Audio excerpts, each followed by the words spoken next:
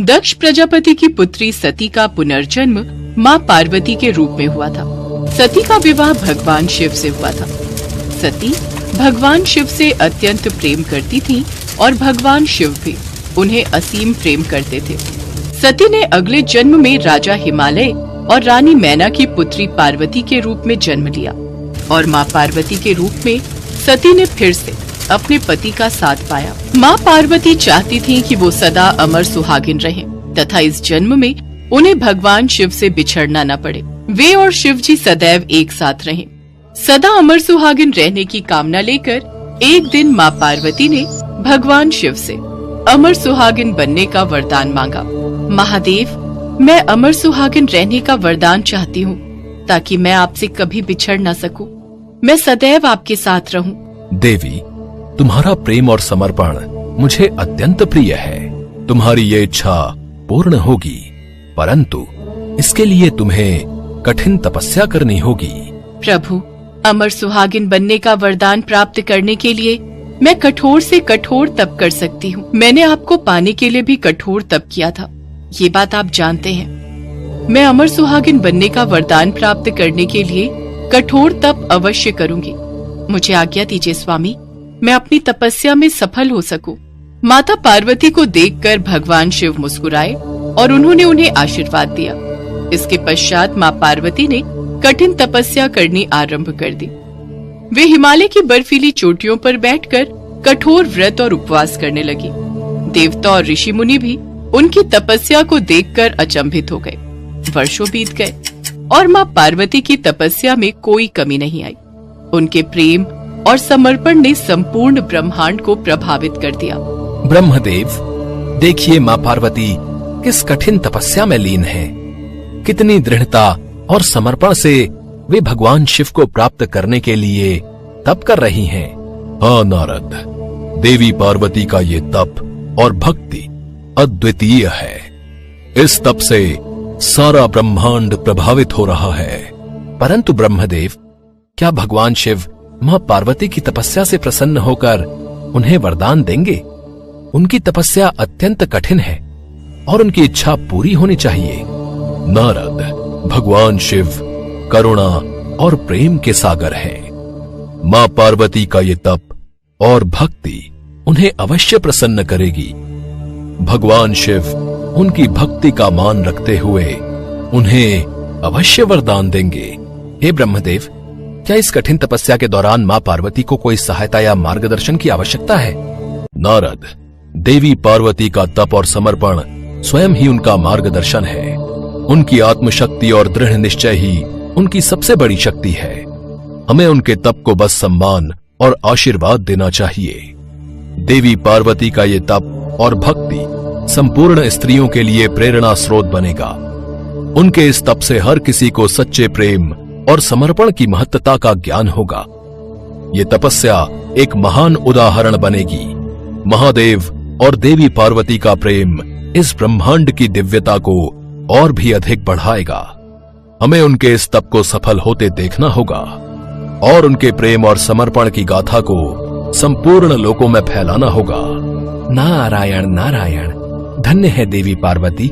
इसके पश्चात देवी पार्वती और महादेव के अटूट प्रेम का गुणगान करते हुए ब्रह्मा जी और नारद मुनि वहां से प्रस्थान कर जाते हैं। माता पार्वती कई वर्षों तक तपस्या करती रहीं। अंततः भगवान शिव प्रसन्न होकर उनके समक्ष प्रकट हुए। हे देवी, तुम्हारी तपस्या से मैं अत्यंत प्रसन्न हूँ। मैं तुम्हें अमर सुहागन होने का वरदान देता हूँ। मेरे इस वरदान से तुम हमेशा मेरे साथ रहोगी। तुम सदैव अमर सुहागन रहोगी। आपका बहुत बहुत धन्यवाद प्रभु। आपने मेरी प्रार्थना को सुना और मुझे अमर सुहागिन बनने का वरदान दिया। मैं बहुत खुश हूँ स्वामी। आपने मेरी वर्षों की तपस्या को सफल कर दिया, मुझे अमर सुहागिन बनने का वरदान दे दिया। माँ पार्वती ने भगवान शिव के चरणों में माथा टेक कर उन्हें धन्यवाद किया। भगवान शिव ने उन्हें अपने हृदय से लगाया और बोले, पार्वती, अब तुम हमेशा अमर सुहागन रहोगी। तुम्हारा ये वरदान संपूर्ण स्त्रियों के लिए एक प्रेरणा बनेगा। इस प्रकार माँ पार्वती अमर सुहागिन बनी। उनकी इस अमरता और प्रेम की कहानी पूरे विश्व में फैली और हर स्त्री के लिए प्रेरणा बनी। एक दिन माता पार्वती ने भगवान शिव से कहा कि वे पृथ्वी पर जाकर वहाँ की महिलाओं के साथ समय बिताना चाहती हैं और उनकी भक्ति को देखना चाहती हैं। भगवान शिव ने माता पार्वती को अनुमति दे दी और वे धरती लोक पर एक गांव में आई। वहाँ गांव की महिलाएं माँ पार्वती की पूजा भक्ति कर रही थीं और उनसे अपने पति की लंबी उम्र और समृद्धि की कामना कर रही थीं। माता पार्वती ने गांव में एक सामान्य महिला के रूप में प्रवेश किया और महिलाओं के साथ पूजा में शामिल हो गईं। उन्होंने देखा कि महिलाएं कितनी श्रद्धा और भक्ति के साथ अमर सुहाग के लिए उनकी पूजा और व्रत कर रही हैं। वे महिलाओं की भक्ति से अत्यंत प्रसन्न हुई। गांव में नई दिखाई देती हो, पहले कभी नहीं देखा तुम्हें। मैं इस गांव में नई आई हूँ। आप सब किन की पूजा कर रहे हो? बहन, हम सब अमर सुहाग देने वाली माँ पार्वती की पूजा कर रहे हैं। क्या माँ पार्वती की पूजा करने से अमर सुहाग का आशीर्वाद प्राप्त होता है? हाँ बहन, माँ पार्वती की पूजा करके हम सब सुहागन स्त्रियाँ अमर सुहागिन बनने का आशीर्वाद प्राप्त करती हैं। जो कोई भी स्त्री सच्चे मन से माता पार्वती की पूजा और भक्ति करती है, उसकी सुहाग की सदैव रक्षा होती है और पति की लंबी आयु होती है। घर में सुख समृद्धि का वास होता है। आओ बहन, तुम भी हमारे साथ अमर सुहाग बनाए रखने वाली माँ पार्वती की पूजा करो। माता पार्वती उस स्त्री की बात सुनकर मन ही मन मुस्कुरा रही थी और वो बहुत प्रसन्न थी कि जिस तरह उन्होंने अमर सुहाग के लिए वर्षों तपस्या की थी और भगवान शिव से अमर सुहागिन बनने का वरदान प्राप्त किया था, आज माता पार्वती उनकी पूजा करने वाली सभी स्त्रियों को अमर सुहाग का आशीर्वाद दे रही थी। पूजा समाप्त होने के बाद माता पार्वती ने अपना वास्तविक रूप प्रकट किया और सभी महिलाओं को दर्शन दिए। उन्होंने सभी महिलाओं को आशीर्वाद दिया कि जो भी महिला सच्चे मन से माता पार्वती के व्रत और पूजन करेंगी, उनकी भक्ति और तपस्या का फल वे उन्हें अवश्य देंगी तथा वे स्त्रियां सदा अमर सुहागिन रहेंगी।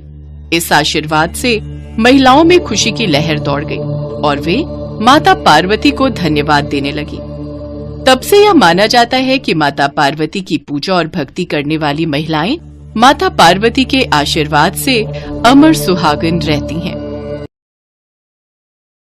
माँ पार्वती अपने दोनों पुत्रों को बड़े ही लाड प्यार से भोजन खिला रही थी। ये निवाला गणेश का और ये निवाला कार्तिकेय का।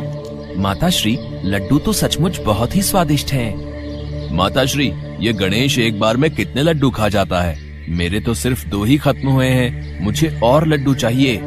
माताश्री, पहले मुझे दो, पहले मुझे। ये मैंने लड्डू उठा लिए, अब तो मुझे पकड़ कर दिखा। देखा माताश्री, गणेश सारे लड्डू उठा कर ले गया। मैं अभी से पकड़ता हूँ।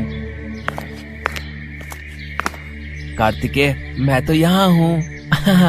कितने स्वादिष्ट लड्डू हैं। तुम दोनों खेलो, मैं वहाँ बैठती हूँ। रुक गणेश, आज मैं तुझे पकड़ कर ही रहूंगा। नहीं कार्तिकेय, तुम मुझे नहीं पकड़ पाओगे। माताश्री, देखो ना, गणेश बार बार अदृश्य हो जाता है, मैं उसे पकड़ भी नहीं पाता हूँ। नारायण नारायण। अच्छा, तो गणेश और कार्तिकेय देवी पार्वती के समक्ष क्रीड़ा कर रहे हैं। प्रणाम देवर्षि नारद, कहिए कैसे आना हुआ? देवी पार्वती, मैं तो आपको ये दिव्य आम देने आया था। आम? ये आम तो मैं ही खाऊंगा। नहीं, मैं तुमसे बड़ा हूँ, इसलिए ये आम मैं खाऊंगा। नहीं, मैं तुमसे बड़ा हूँ, इसलिए ये आम मैं ही खाऊंगा। अरे अरे, तुम दोनों क्यों आपस में लड़ रहे हो? मेरे लिए तो मेरे दोनों पुत्र बराबर हैं, इसलिए लड़ो नहीं। देवी पार्वती, आम तो मैंने आपको दे दिया, पर अब इन दोनों में से कौन बड़ा है, इस गुत्थी को सुलझाने के लिए तो भगवान भोलेनाथ ही कुछ कर सकते हैं। वो देखिए, भोलेनाथ आ गए हैं। देवर्षि नारद, आज कैलाश पर क्या हुआ? मेरे दोनों पुत्रों में किस विषय पर बहस हो रही है? अच्छा हुआ प्रभु आप आ गए। इन दोनों को अब आप ही समझाइए। मुझे आज्ञा दीजिए प्रभु, अब मैं चलता हूँ। नारायण नारायण। पिताश्री, मैं गणेश से बड़ा हूँ, इसलिए ये आम फल मुझे ही मिलना चाहिए। पिताश्री, आप ही बताइए, मैं कार्तिकेय से बड़ा हूँ ना, इसलिए ये फल मुझे ही मिलना चाहिए। देख लिया, दोनों ही अपने आप को बड़ा बनाने पर उतारू हैं। मेरे पास एक हल है, तुम्हें उसके लिए एक कार्य सिद्ध करना होगा। पिताश्री, आप आज्ञा दीजिए, पल भर में ही मैं वो कार्य पूर्ण कर लूंगा। तो कार्य है पृथ्वी की परिक्रमा करने का। तुम दोनों में से जो भी सबसे पहले 3 बार पृथ्वी की परिक्रमा करके सबसे पहले कैलाश पर्वत पर लौटेगा, उसे ही बड़ा भाई होने का अधिकार प्राप्त होगा। वही विजेता भी बनेगा और दौड़ के विजेता को उसके इनाम के रूप में फल मिलेगा। फिर तो विजेता मैं ही बनूंगा। माताश्री, पिताश्री, मुझे आशीर्वाद दीजिए। कार्तिकेय तुरंत अपने दिव्य वाहन मोर पर सवार हो गए और आकाश में उड़ते हुए चले गए। उन्होंने अपने रास्ते में आने वाले हर पवित्र स्थल का दौरा किया और देवताओं से प्रार्थना की। भगवान गणेश जानते थे कि वो भारी हैं और उनकी सवारी चूहा कार्तिकेय के मोर जितना तेज नहीं दौड़ सकता। अगर वो दुनिया का चक्कर लगाते हैं तो अपने भाई को कभी नहीं हरा पाएंगे। उन्होंने अपनी बुद्धि का उपयोग किया और अपने माता पिता को एक साथ बैठने के लिए कहा। माताश्री, पिताश्री, क्या आप दोनों वहाँ एक साथ विराजमान हो सकते हैं? पुत्र गणेश, तुम पृथ्वी की परिक्रमा में नहीं जा रहे हो क्या? तुम्हें प्रतियोगिता में भाग नहीं लेना? पार्वती, हमारे दोनों ही पुत्र बहुत बुद्धिमान और होनहार हैं। गणेश इस समय जरूर कुछ और ही विचार मन में सोच रहा है। गणेश जी ने अपने हाथ जोड़े और अत्यंत भक्ति के साथ भगवान शिव और देवी पार्वती के समक्ष चक्कर लगाने लगे। उन्होंने 3 बार परिक्रमा की और जीत के पुरस्कार की मांग की। माताश्री, ये प्रतियोगिता तो मैंने जीत ली। पर पुत्र, तुम तो पृथ्वी के भ्रमण पर गए ही नहीं। पिताश्री, जन्म धारण करने वाली प्रत्येक संतान के लिए माता पिता के चरणों में ही पूरा संसार विद्यमान होता है। माता पिता ही अपनी संतान के लिए त्रिलोक समान होते हैं। माताश्री के आंचल की छांव और आपके स्नेह की गोद मेरे लिए पूरी पृथ्वी के समान है, जहां आप दोनों की सेवा करने से मुझे सर्व सुख प्राप्त होते हैं। मेरा लाल, मेरा गणेश। पार्वती, वेद पुराण के हिसाब से गणेश की बात सही है, इसलिए गणेश को ही बड़ा भाई माना जाएगा। कार्तिकेय जब परिक्रमा करके वापस लौटे तो उन्हें भी सारी बात का पता चला। वो भी गणेश की बुद्धिमानी से बहुत प्रसन्न हुए और उन्होंने प्रेम से गणेश को गले लगा लिया। उसके पश्चात माता पार्वती ने अपने दोनों पुत्रों को वो दिव्य आम मिल बांटकर खाने के लिए दिया।